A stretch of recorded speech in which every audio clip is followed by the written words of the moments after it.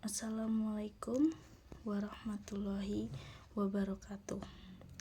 Perkenalkan, nama saya Salsabila Nuzwa Azahra dengan NIM 330202253. Saya dari Prodi Hukum Ekonomi Syariah UIN Salatiga. Di sini saya akan menjelaskan analisis kasus permasalahan aktual dalam praktek bisnis syariah untuk memenuhi tugas UTS Hukum Perikatan Islam.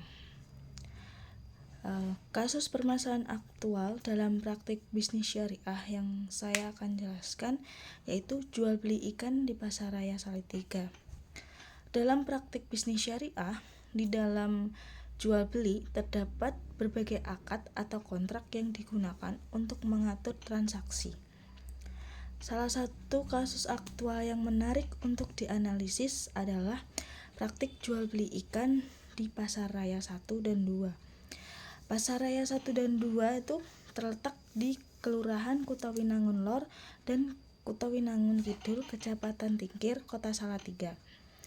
Kasus ini menarik karena menyoroti penerapan prinsip-prinsip syariah dalam transaksi jual beli dan permasalahan yang muncul dalam praktiknya. Di dalam deskripsi kasus membahas tentang studi kasus. Di dalam studi kasus ini membahas praktik jual beli ikan di Pasar Raya Salatiga yang merupakan pasar tradisional di Kelurahan Kutawinangun Kidul, Kecamatan Tingkir, Kota Salatiga. Penelitian ini bertujuan untuk memahami bagaimana sih praktek jual beli ikan tersebut dilakukan dalam perspektif bisnis syariah, faktor pendukung dan penghambat dalam penerapannya, serta kebijakan yang perlu diterapkan untuk memastikan praktik yang sesuai dengan syariat Islam. Analisis menggunakan hukum perikatan Islam. Untuk menganalisis kasus ini, kita dapat menggunakan teori hukum perikatan Islam, khususnya akad jual beli atau bai.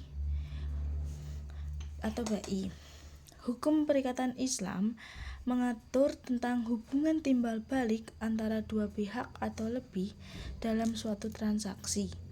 Dalam akad jual beli terdapat beberapa prinsip penting yang harus dipenuhi. Yang pertama, keridhoan atau ijab kabul. Yang kedua, objek yang jelas atau makul. Yang ketiga, harga yang pasti atau saman. Dan yang keempat, pemindahan kepemilikan atau taslim. Yang pertama yaitu ijab kabul. Apa sih ijab kabul itu? Ijab kabul itu kedua belah pihak harus sepakat dan rela dengan transaksi yang dilakukan. Sedangkan makul itu objek yang diperjualbelikan harus jelas, terdefinisi dan halal. Dan yang ketiga itu saman.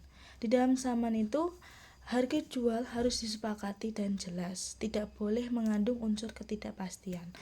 Dan yang keempat, taslim. Taslim sendiri itu memiliki kepemilikan atas barang yang diperjualbelikan harus berpindah dari penjual kepada pembeli setelah transaksi selesai. Penerapan prinsip syariah dalam praktik jual beli ikan di Pasar Raya Salatiga. Studi kasus menunjukkan bahwa praktik jual beli ikan di Pasar Raya Salatiga umumnya telah sesuai dengan prinsip-prinsip syariah. Pedagang di pasar tersebut umumnya menerapkan keridhoan dalam transaksi dengan pembeli dan penjual sepakat dengan harga dan jenis ikan yang diperjualbelikan. Objek jual beli juga jelas, yaitu ikan laut segar yang halal dikonsumsi. Harga jual umumnya sudah disepakati dan pasti. Meskipun ada kemungkinan negosiasi harga, pemindahan kepemilikan juga terjadi setelah transaksi selesai dengan pembeli membawa ikan yang dibeli. Permasalahan yang muncul meskipun praktik jual beli ikan di pasar umumnya sesuai dengan syariah. Terdapat beberapa permasalahan yang muncul. Yang pertama, informasi yang tidak memadai. Itu hanya 75% responden yang memberikan informasi yang memadai kepada pembeli tentang jenis, kualitas, dan harga ikan. Hal ini dapat menimbulkan ketidakpastian dan merugikan pembeli. Dan yang kedua, kurangnya transparansi. Beberapa pedagang mungkin tidak jujur dalam menentukan kualitas ikan atau memberikan informasi yang tidak lengkap kepada pembeli. Dan yang ketiga, penipuan. Terdapat potensi penipuan dalam transaksi jual beli ikan, seperti menjual ikan busuk dengan harga ikan segar. Solusi dan rekomendasi untuk mengatasi permasalahan yang muncul perlu dilakukan beberapa langkah. Yang pertama, peningkatan edukasi. Peningkatan edukasi itu penting untuk meningkatkan edukasi kepada pedagang dan pembeli tentang prinsip-prinsip syariah dalam jual beli ikan. Yang kedua, penerapan standar kualitas. Di dalam penerapan standar kualitas itu penting untuk menetapkan standar kualitas ikan yang jelas dan transparan untuk menghindari penipuan dan ketidakpastian. Yang ketiga, peningkatan pengawasan. Di dalam peningkatan pengawasan itu penting untuk meningkatkan pengawasan terhadap praktik jual beli ikan di pasar untuk memastikan kepatuhan terhadap prinsip-prinsip syariah. Yang keempat, pengembangan sistem informasi. Dalam pengembangan sistem informasi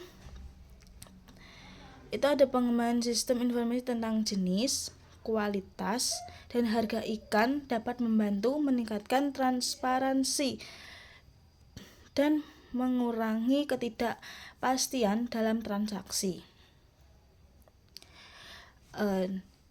Yang terakhir, adapun kesimpulan yang saya akan jelaskan di dalam kasus praktik jual beli ikan di Pasar Raya Salatiga menunjukkan bahwa penerapan prinsip-prinsip syariah dalam bisnis dapat dilakukan, namun perlu upaya untuk mengatasi berbagai permasalahan yang muncul.